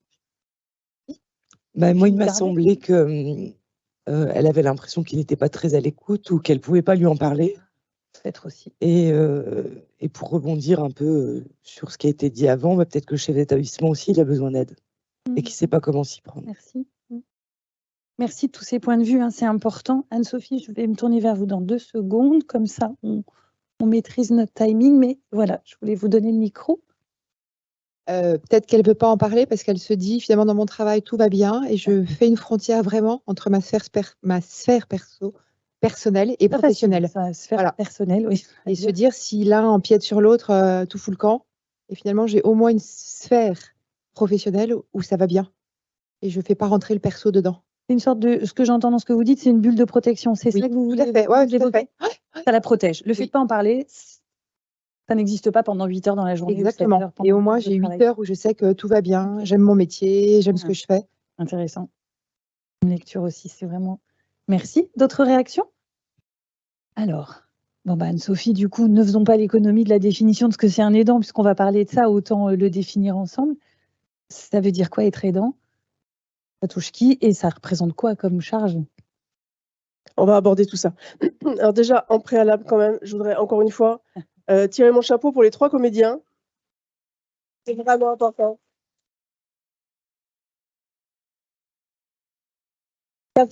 Ça fait un certain nombre de fois que j'interviens avec eux. Moi, ça fait 20 ans que je travaille sur le sujet et à chaque fois, ils arrivent à provoquer l'émotion. Je veux dire, et la mienne en tout cas. Celle des autres, oui, mais je veux dire la mienne, alors que je sais quand même à peu près ce que vous allez faire. Et à chaque fois, il n'y a rien à faire, c'est là quand même. Hein. L'émotion est là. Parce qu'on est vraiment dans la vraie vie, quoi. Et c'est vraiment ça qui est important. On n'est pas dans la théorie, on est dans la vraie vie. Alors, bon, la deuxième chose que je voudrais vous évoquer, c'est que je vais être extrêmement frustrée parce que moi, j'aimerais bien vous garder jusqu'à 3 heures du matin et je vous parlerai des aidants jusqu'à 3 heures du matin et je vous dirai plein de choses vachement intéressantes. Mais là, voilà, on est sur une sensibilisation, on est sur une première approche, donc on va vous parler d'un certain nombre de choses, on va échanger entre nous sur un certain nombre de choses. Mais c'est clair qu'il y a énormément de points que vous avez soulevés qui ne vont pas être résolus là dans la demi-heure qui vient, forcément. Parce qu'il y a beaucoup de choses qui ont été dites. Alors déjà, la première chose quand même, j'entends, bon, j'ai vu effectivement, et c'est vrai que la plupart du temps, ces pièces qu'on fait ensemble, c'est des pièces qui sont axées sur l'aide apportée aux personnes âgées. Moi, je veux vraiment intervenir fortement là-dessus, c'est-à-dire que on a la moitié des aidants aujourd'hui qui aident une personne âgée. Donc, c'est loin d'être négligeable, mais c'est la moitié. Et donc, ça veut dire qu'il reste une autre moitié d'aidants. Et que l'autre moitié des aidants aide quelqu'un qui n'est pas une personne âgée. Ce sont des enfants malades, des enfants en situation de handicap, ce sont des adultes. C'est un membre de la famille ou c'est un proche, un ami, un voisin, enfin, mais une aide effectivement qui est apportée de façon très proche, en grande proximité affective, mais pour des gens qui sont malades, qui sont accidentés, qui ont des maladies chroniques, des maladies invalidantes, c'est extrêmement important. Donc il ne faut pas non plus, il faut pas réduire, je ne voudrais pas que ça paraisse péjoratif parce que la problématique est très importante de l'accompagnement des personnes âgées. Mais je veux dire, il faut s'ouvrir aussi aux autres cas qui peuvent exister et qui ne sont pas forcément exprimés non plus. Hein. Donc ça, c'est vraiment important. Alors quand vous parliez de la définition des aidants, j'ai envie de vous dire qu'en fait, il n'y a pas de définition des aidants. Dans la mesure où les définitions qui peuvent exister, ce sont des définitions qui ouvrent droit à des dispositifs qui sont généralement des dispositifs d'ordre public, des dispositifs légaux qui existent dans le monde du travail. Madame a parlé tout à l'heure du congé de proche aidant. Il y a d'autres types de congés qui existent. Effectivement, il y a des dispositifs. Et forcément que pour chacun de ces dispositifs, vous avez le cadre qui permet d'ouvrir la boîte pour accéder au dispositif. Sinon, de façon globale, ce qu'on peut dire, c'est que l'aidant, il se définit comme étant quelqu'un qui n'est pas professionnel. Donc, quelqu'un qui intervient dans des services à domicile, qui vient faire du travail comme était le jeune homme hurluberlu, lui, il n'est pas un aidant, c'est un professionnel. Voilà. Ça ne veut pas dire qu'il n'apporte pas de l'aide, mais dans la définition, dans l'acceptation du proche aidant, ça n'est pas un aidant. Donc, un aidant, c'est quelqu'un qui n'est pas professionnel, qui intervient de façon régulière, à titre principal, auprès d'une personne de son entourage qui est en perte d'autonomie, qui n'a plus toutes ses capacités, pour l'aider dans les actes de la vie quotidienne. Et ça, c'est quelque chose qui est extrêmement important. C'est-à-dire que dans l'aide qu'on peut apporter à quelqu'un, on a 2 types d'activités. On a des activités de la vie quotidienne et des activités de la vie domestique.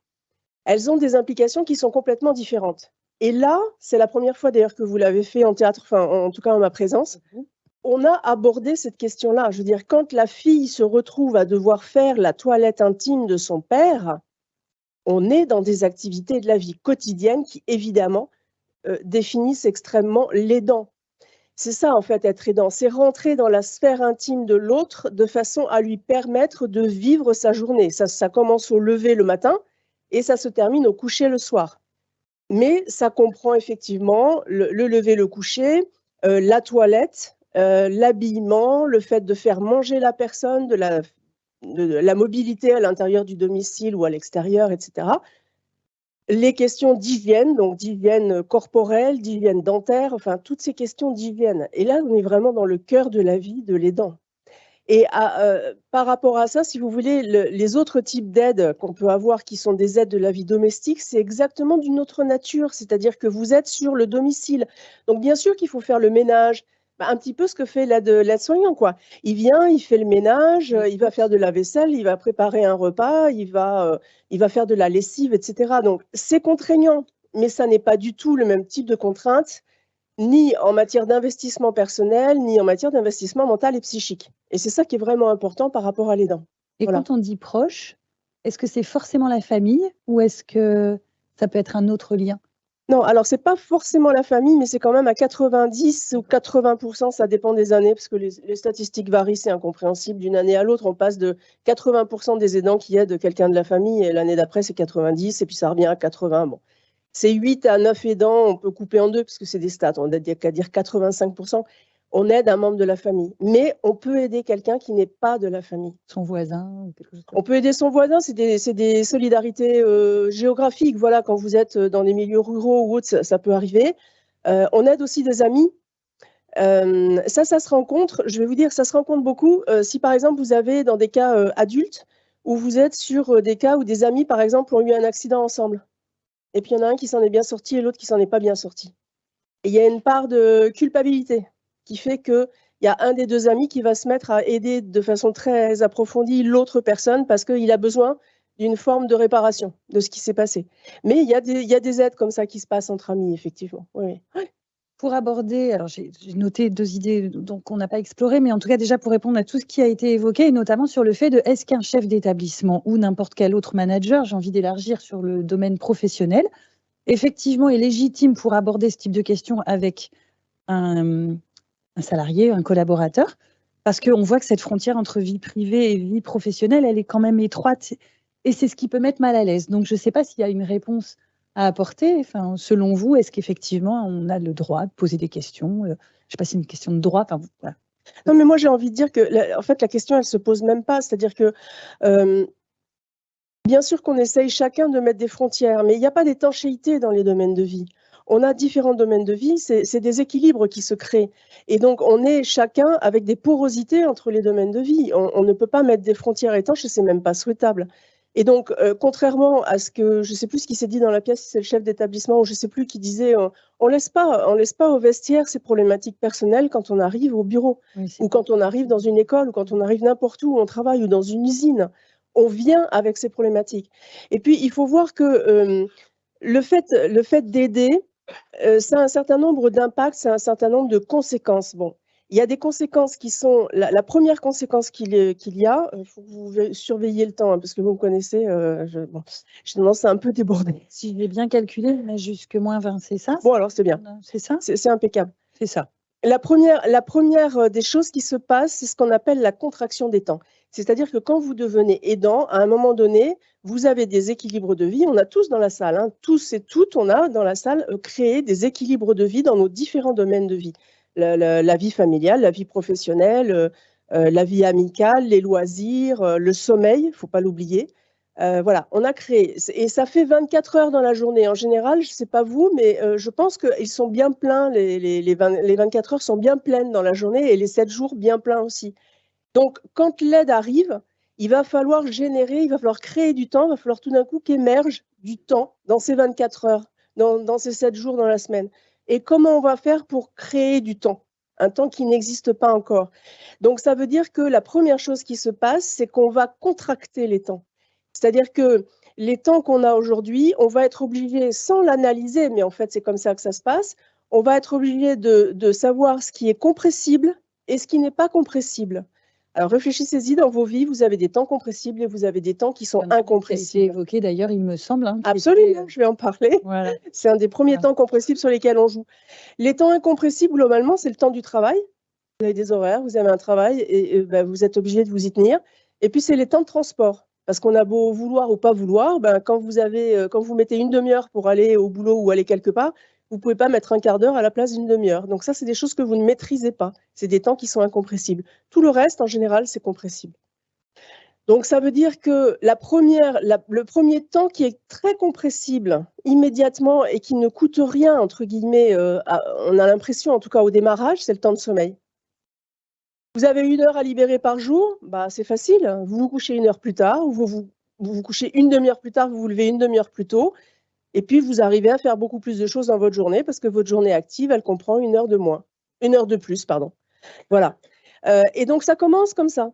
Et puis après, vous avez des arbitrages à faire, effectivement, en vous disant, bon, je ne vais pas pouvoir, parce que mine de rien, même d'avoir libéré 1 heure, il n'empêche qu'il vous manque quand même du temps, parce que les dents, ils courent toujours après le temps, hein, toujours. Et donc, vous allez faire des arbitrages sur le fait, vous allez arrêter de faire du sport ici, ou arrêter d'aller au cinéma, ou arrêter de voir des amis, etc. Enfin voilà, il y a des arbitrages qui se font dans la vie. Et ces arbitrages, c'est quelque chose qui coûte mentalement, psychiquement, parce que c'est quand même à chaque fois, il faut renoncer à quelque chose. Il y a quelque chose qui vous appartient, qui est de votre domaine propre. Donc, ce n'est pas toujours drôle. Et puis, ça génère des tensions. Ça peut générer des tensions. Que si vous avez des arbitrages qui se font, par exemple, où vous dégagez du temps par rapport à la vie de famille de votre foyer, ça peut générer aussi un certain nombre de tensions. Où du coup, votre foyer trouve que vous ne lui consacrez plus le temps que vous consacriez avant. Donc, voilà, il y a beaucoup de choses qui se passent. Et puis, ça, c'est lié aussi à un phénomène de trop plein de charge mentale. C'est-à-dire qu'à un moment donné, la charge mentale, c'est le grand mal de notre début de siècle. On sait qu'on a déjà des charges mentales qui sont très chargées, très lourdes. Quand vous êtes aidant, vous avez une charge mentale supplémentaire très importante qui se met en place. Et pour laquelle vous avez en plus un phénomène d'inquiétude sur la personne que vous aidez. C'est quand même inquiétant d'avoir quelqu'un qui est en situation de handicap, malade, qui a été accidenté, etc. De l'incertitude. L'incertitude, c'est toxique au niveau mental, c'est-à-dire de quoi sera fait demain. Et là même, l'incertitude par rapport au fait de garder le travail. Est-ce que ça va pouvoir continuer avec les équilibres que j'ai aujourd'hui, équilibre de vie, équilibre financier. Et puis, vous avez une forme d'impuissance, parce qu'on n'y peut rien. La personne en face, voilà, elle est malade, elle a une situation qui se dégrade, la personne âgée qui vieillit et qui ne va pas bien, ça ne va pas s'arranger non plus. Donc, une forme d'impuissance, on ne peut rien faire. Et tout ça, c'est toxique. Et ça génère de la charge mentale et beaucoup de stress. Oui, puis quand on dit c'est facile de grignoter sur son sommeil, il y a un moment, c'est peut-être plus si facile et ça a un impact. Et c'était un petit peu ce vers quoi je voulais retourner. Alors, il y a une chose qu'on n'a pas vue dans l'ordre que vous voulez. Parce que je me dis que, je vous regarde parce que vous avez parlé du directeur. Et peut-être on peut y revenir après. Non, parce que je me dis que il y a 2 choses du coup que j'ai envie de voir. C'est qu'est-ce qui se passe quand notre charge mentale, parce qu'on a eu une scène quand même qui était assez, je pense, représentative de ce que vous évoquez. Et en même temps, j'avais envie, donc c'est dans l'ordre que vous voulez, qu'on réévoque le directeur, parce qu'on a dit oui, il faut en parler. Donc ça, je l'ai entendu, oui, il faut en parler, mais est-ce qu'il n'y a pas des conditions? C'est-à-dire qu'effectivement, le directeur, est-ce qu'il est formé à? Est-ce qu'il y a des conditions pour pouvoir poser la question et accueillir la réponse? Enfin voilà, je sais pas, est-ce qu'on boucle là-dessus, puis après on revient sur l'impact? Oui, si vous voulez. Ça vous va? On fait ça. Alors, formé à, je ne connais pas vos formations de directeur d'établissement, mais ça m'étonnerait fortement qu'il y ait une formation spécifique sur la gestion de la fragilité de vos collaborateurs. Donc non, je n'y crois pas beaucoup, mais dans les entreprises non plus. C'est quelque chose qui est émergent aujourd'hui parce qu'on s'aperçoit de façon globale que dans l'ensemble des structures, et c'est normal parce que c'est la vie, il y a des gens qui sont fragiles avec différents types de fragilité, et qu'on ne peut pas manager quelqu'un de fragile de la même façon qu'on manage quelqu'un qui est totalement costaud, si tant est que ça existe, quelqu'un qui n'ait aucune fragilité. Mais enfin, voilà. Donc, il y a des règles, effectivement, à mettre en place, il y a des règles à respecter. Ce qui est important, c'est que toutes les situations, quelle que soit l'entreprise, et là, un établissement, ce n'est pas non plus les entreprises que je connais le mieux, mais je veux dire, tout le rôle de management est un rôle qui, aujourd'hui, est un rôle énormément sous pression et qui est soumis à des tas d'impératifs de tous les côtés. Et donc, ce sont des postes qui aujourd'hui sont devenus, depuis quelques décennies, des postes qui sont en inconfort très souvent dans la façon dont on peut les exercer et dont on travaille. Et donc, moi, je pense que ce qui est nécessaire là-dedans, et ça s'entendait dans la pièce, c'est-à-dire que le directeur, il a dit à un moment, effectivement, qu'il ne savait pas quelles étaient les solutions à proposer, mais il n'a pas dit que ça. Il a dit, on va me déverser plein de choses avec des tas d'émotions et moi, je ne sais pas quoi en faire. Et ça, c'est aussi important. C'est-à-dire, il y a la technique d'un côté, la technique des réponses à apporter. Bon, ça, à la limite, c'est le plus simple. Mais il faut aussi savoir accueillir une personne en face de soi qui est en situation de fragilité, arriver à la faire parler sans que ça soit cherché, c'est pas de l'interrogatoire, hein. Donc il faut établir un lien qui sera un lien de confiance, un lien de neutralité, de bienveillance. Enfin, il y a énormément de règles par rapport à ça. Qui s'apprennent, hein. Moi je fais des formations là-dessus, mais ça s'apprend, c'est pas quelque chose de naturel. Avec son stylo et entre deux portes. Là, je pense que du coup, là, déjà, il marquait pas des points pour qu'on ait envie de lui parler, bien par sûr, exemple. Ça aurait pu être un téléphone qui sonne tout le temps. Enfin, il était pas disposé en fait concrètement.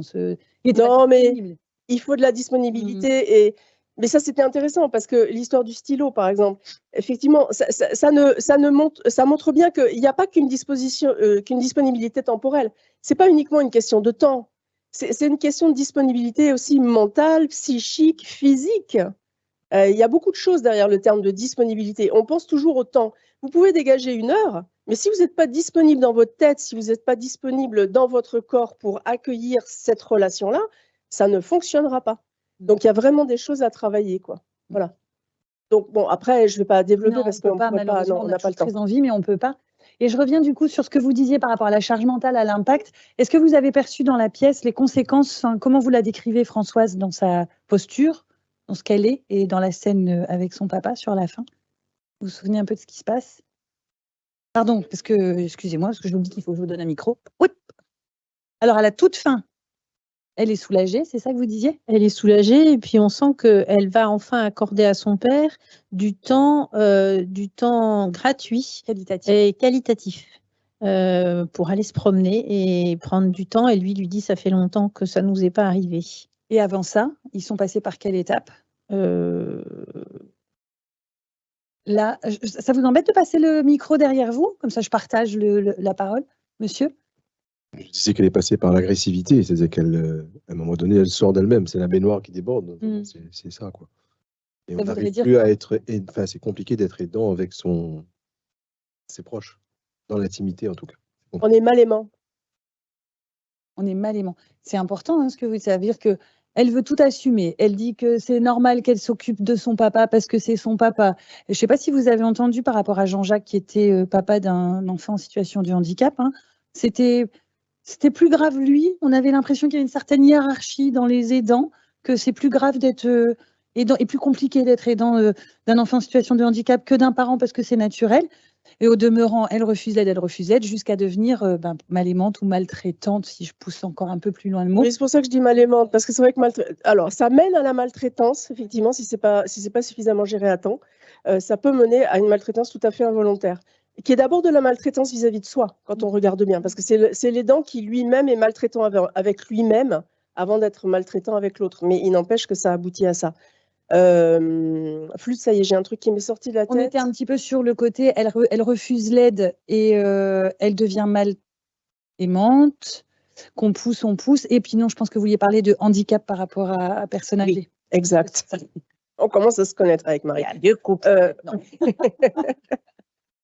Oui, je voulais parler de ça parce que c'est loin d'être neutre, cette histoire. C'est-à-dire que, bon, là, effectivement, mais dans un établissement, ça fonctionne de la même façon parce que c'est des liens interpersonnels et c'est des liens de vie. Mais en réalité, il y a eu des enquêtes qui ont été faites. L'acceptabilité par les autres, l'acceptabilité par le collectif de travail, par le manager, etc., dans n'importe quelle structure, il y a eu des études de fait sur l'acceptabilité selon les types d'aides qui étaient apportées. Et ça, c'est très intéressant. Parce qu'on s'aperçoit que l'aide, par exemple, apportée par les parents d'enfants en situation de handicap, c'est une aide qui est les gens sont extrêmement bienveillants vis-à-vis de ça.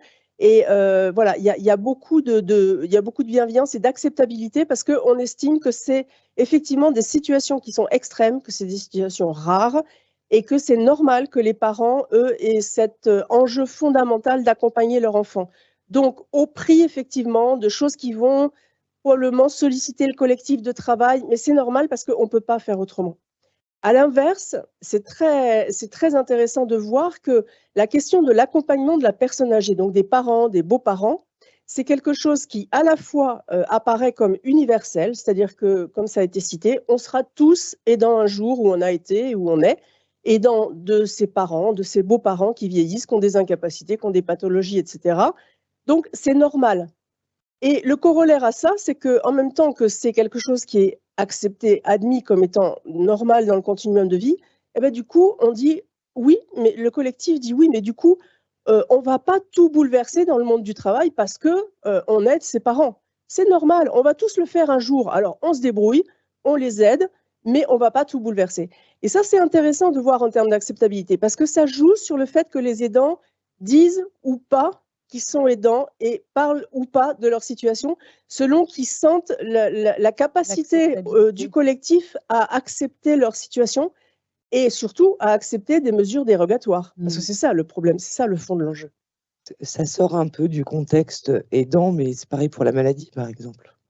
Oui, mais dans le collectif. C'est-à-dire dire et le absolument regard, qu'on est souffrant, ou c'est ça, enfin, annoncer des choses qui nous touchent personnellement. en fonction de la maladie, c'est un peu plus juste que le collectif se mette en route. Ou ça me fait penser à, tout à fait, ça. Vous avez raison, c'est tout à fait, absolument, c'est tout à fait écart similaire. entre le handicap et... Oui.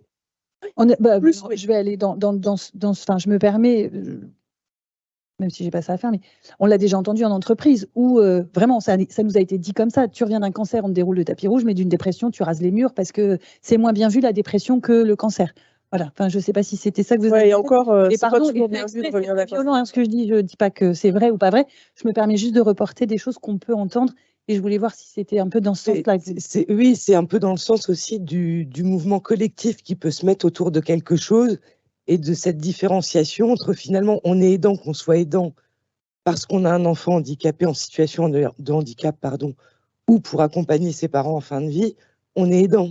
Et enfin, mais quelque part pour accompagner son conjoint qui a une maladie grave. Ouais, mais quelque part dans le collectif de travail ou d'autres collectifs. Hein, il peut y avoir une différenciation parce que c'est considéré comme étant un peu plus normal ou un peu plus juste. Oui, c'est ce que je disais, oui. Voilà, l'empathie n'est pas la même. Ouais. Donc l'accueil n'est pas le même. Et du coup, ça a une incidence aussi sur les dents. La dynamique n'est pas la même non plus. Aussi. Non, la dynamique n'est pas la même. Et du coup, on le dit quand même ou on le dit pas à son chef? Là, j'ai bien compris que ça avait quand même une utilité. Est-ce qu'on peut lui demander de garder la confidentialité par rapport à l'équipe ou de toute façon, il vaut mieux que l'équipe soit embarquée dans les décisions et comme vous disiez, on est un dérogatoire? J'ai oublié le premier mot. Oui. Alors, ce qui est important, c'est que quand on est dans un collectif de travail, de toute façon, ça porte bien son nom. C'est un collectif de travail. Donc, de toute façon, si un des membres du collectif, à un moment donné, a un certain nombre de défaillances qui sont liées à quelle que soit la situation, parce que là, on parle des aidants, mais je veux dire, quand vous avez des couples qui se séparent et que la personne reste en famille monoparentale avec des enfants à garder en bas âge, et que rien n'est organisé comme ça autour de la situation, avec en plus la difficulté psychique à surmonter la situation de la séparation, on a des difficultés. Voilà, c'est pour ça, les fragilités, c'est quelque chose de très universel. Hein, c'est la même chose pour les deuils, etc. Mais quand on est dans un collectif de travail, ce qui est clair, c'est que le travail que vous apportez dans le cadre d'un collectif, il implique l'ensemble du collectif. Alors après, dans un établissement, c'est à vous de voir comment sont fondés les collectifs. Dans une entreprise, vous avez des équipes, vous avez des directions, des départements, des directions, etc. Dans un établissement, je ne sais pas exactement comment ça se passe, mais il y a forcément des liens entre les personnes qui constituent les équipes, le collectif de travail, de façon à ce que y ait, on l'a bien vu ici, il y a une forme de compensation de toute façon. Il faut bien que quelqu'un compense à un moment donné s'il y a une défaillance d'une partie du collectif. Donc, quand on résout des problématiques, et là ça vaut pour toutes les structures, quand vous voulez résoudre une problématique individuelle d'un aidant, il faut effectivement essayer de lui apporter un certain nombre de propositions de résolution, de solutions, d'aménagement, ça dépend des cas. Mais de toutes les manières, à un moment donné, tout en respectant la confidentialité, il va falloir faire intervenir le collectif. C'est-à-dire que le collectif, si vous voulez que ça fonctionne et que ça fonctionne de façon durablement, il faut que le collectif accepte aussi ce qui est en train de se mettre en place. Et que ça ne soit pas des petits bruits dans les couloirs, ah ben un tel, il fait tel truc, on lui a accordé tel machin, oui, mais on ne sait pas pourquoi, ouais, ça n'a pas l'air d'aller depuis un moment, mais on ne sait pas pourquoi lui et pourquoi pas l'autre, justement, qui vient de se séparer, etc.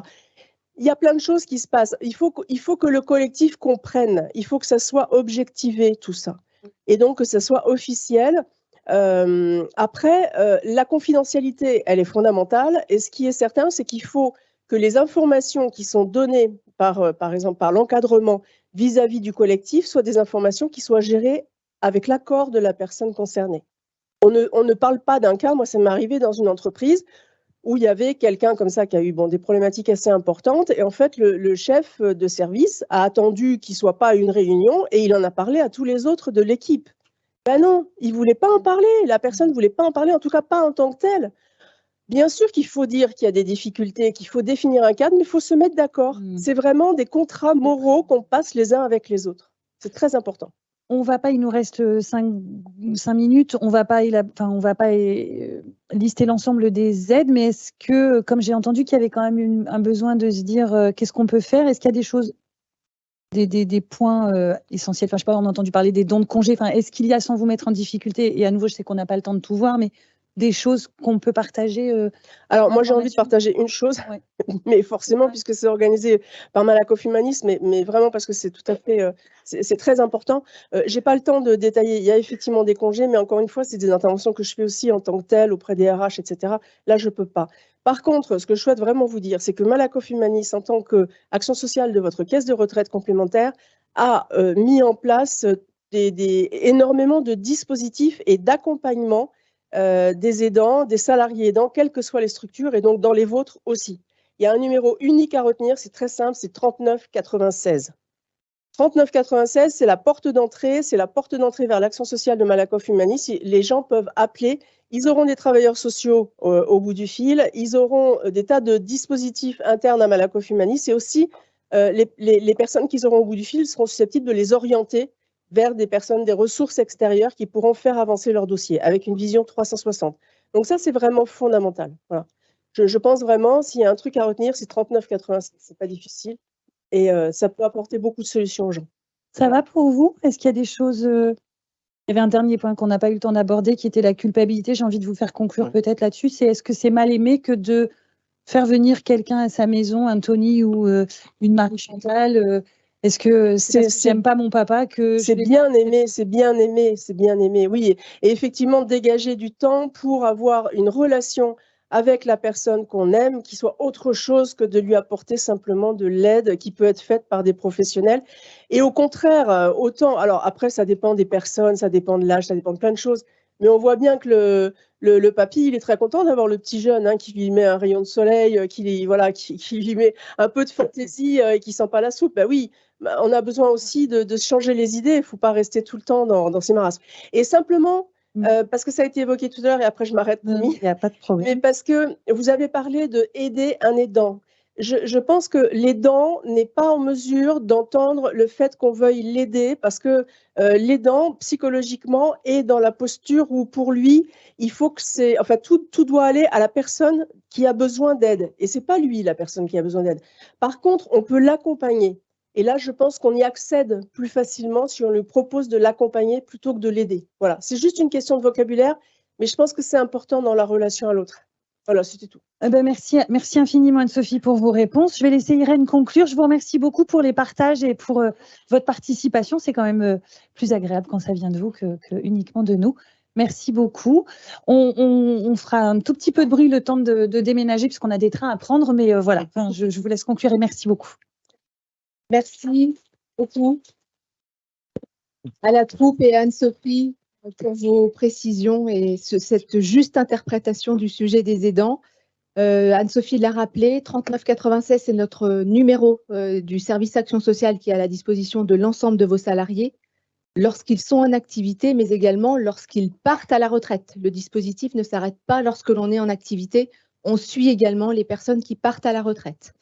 Nous avions fait un web sur le sujet des aidants auprès de la FNOGEC en novembre l'année dernière, donc je ne vais pas m'attarder sur l'ensemble de l'aide qui peut vous être apportée. Je vous invite à revoir ce replay sur le sujet des aidants et si besoin, nous communiquerons à nouveau sur ce sujet et toute l'aide que Malakoff Humanisme peut vous apporter à vos salariés. En tout cas, on peut communiquer dans vos établissements, dans les UDOGEC, dans les UROGEC, sur ce format et également bien d'autres, puisque l'on a proposé pas mal d'éléments de communication, notamment pour la semaine des aidants. Donc, je vous invite à nous solliciter. Nous sommes 50 consultants en France à votre disposition et on remettra bien évidemment la liste, les points d'entrée par région pour que chacun des consultants puisse venir vous rencontrer et vous proposer notre panel d'aide. Merci. Merci Irène. J'invite Aude Durand pour présenter, alors après vous avoir entendu, on va présenter nos pistes de réflexion dans la branche sur l'aide aux aidants. N'hésitez pas à faire du bruit, vous êtes ici chez vous. le temps de se désinstaller, nous, on va s'installer tranquillement. Merci en tout cas d'avoir apporté un éclairage tout particulier, touchant. Merci d'avoir apporté de l'amour. Moi, j'aime bien quand il y a de l'amour, hein, donc bravo. Merci beaucoup. Ça a un cadre. Moi aussi, on aime bien. Hein. Démonter. Alors, au-delà de l'amour, il y a quelques engagements. Vous l'avez entendu tout à l'heure dans la branche. David-Emmanuel Durand parlait du chapitre 2 de la convention collective, qui a pour titre la responsabilité sociale. Et ce n'est pas anodin. Et donc, effectivement, ça fait partie de nos engagements importants. Chapitre 2, comme son nom l'indique, c'est le deuxième. Donc, c'est avant toute disposition particulière à destination des salariés. C'est comment on peut vous aider dans votre quotidien, au-delà même des dispositifs et des stipulations qui sont de notre champ d'intervention. Et l'un des axes que nous avons choisi de travailler dans le cadre d'un groupe paritaire coordonné par Aude Durand, ici présente, était l'aide aux aidants. Alors, est-ce que la formule n'est donc pas hyper bien choisie, donc on va peut-être basculer sur l'accompagnement des aidants, où il y avait un dispositif qui était MTaidant à un moment, je ne sais pas si vous, mais c'est pas ça le jeu de mots, excusez-moi. Hein, vous vous souvenez de ça, d'MTaidant? Comment? Pendant les dents? Non. On va essayer de trouver un programme, un autre programme, mais là je sens que ça peut monter. Donc je vais demander à Romain ou à son remplaçant de basculer sur le PowerPoint, s'il vous plaît. Je ne sais pas si vous pouvez mettre le PowerPoint. Je discute en régie. Et je laisse la parole à Aude pour...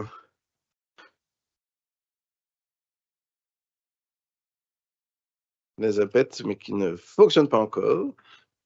Et je vous laisse, allez-y.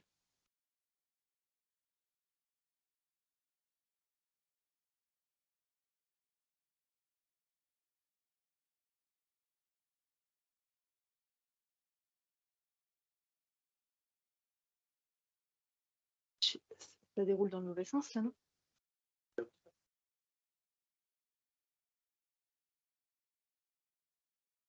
Je vais y arriver. Hein. Je ne sais pas dans quel sens aller, mais...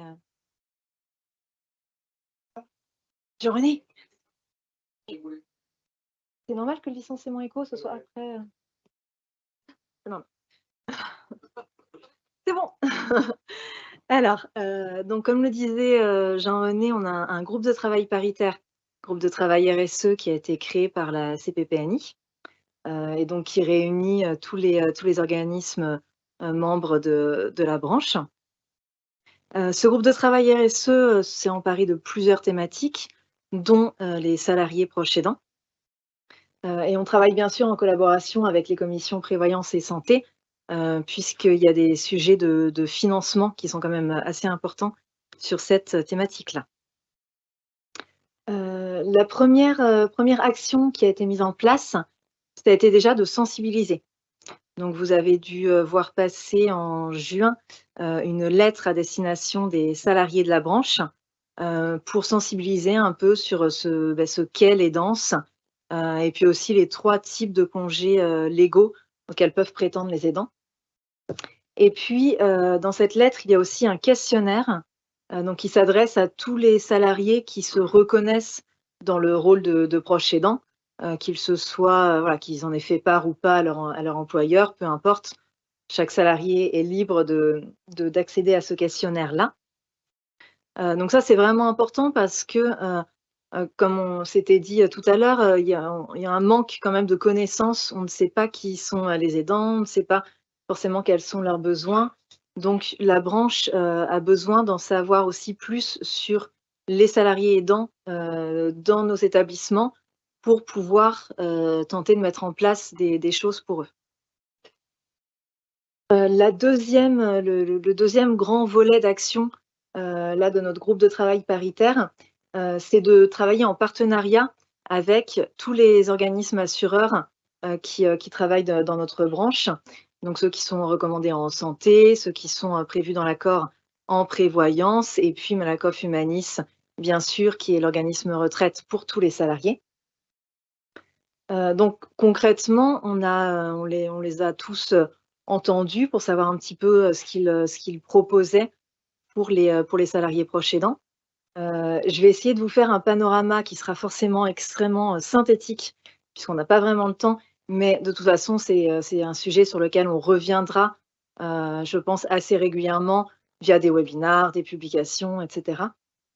Donc, je vais vous présenter rapidement voilà, le type de services qui peuvent être proposés par les assureurs, sachant que ensuite, ça va être à la branche de voir quelle offre de service elle choisit d'intégrer en fait dans son offre dans son offre complémentaire. Sauf pour, vous allez voir, les services qui sont logotés Malakoff Humanis, puisque bien sûr, là, ce sont des services qui sont déjà accessibles à tous. Donc en gros, on a des services qui consistent un peu à changer le regard. On en a beaucoup parlé hein, là, du regard sur les proches aidants. Donc il y a un certain nombre de choses proposées par les assureurs pour aller dans les établissements, sensibiliser, former. Donc de la sensibilisation à destination de tous les salariés, la formation à destination des managers, qui peut se faire en présentiel, en distanciel, via aussi des guides, des affiches, la troupe de théâtre hein, qu'on a vue juste avant, qui se déplace également dans les établissements. Donc il y a tout ce volet-là. Il y a évidemment le volet du soutien financier, donc des aides qui peuvent être mises en place pour rembourser des aides au répit, des aides financières exceptionnelles mises en place par Malakoff Humanis. Et puis en prévoyance, il y a une possibilité pour qu'on intègre aussi dans les contrats des IJ complémentaires pour mieux soutenir financièrement les salariés lorsqu'ils prennent des contrats de proches aidants, de solidarité familiale ou je perds le troisième, les trois contrats voilà, pour les trois congés pardon, pour les proches aidants. Solidarité familiale, proches aidants et... Merci, c'est un test. Merci.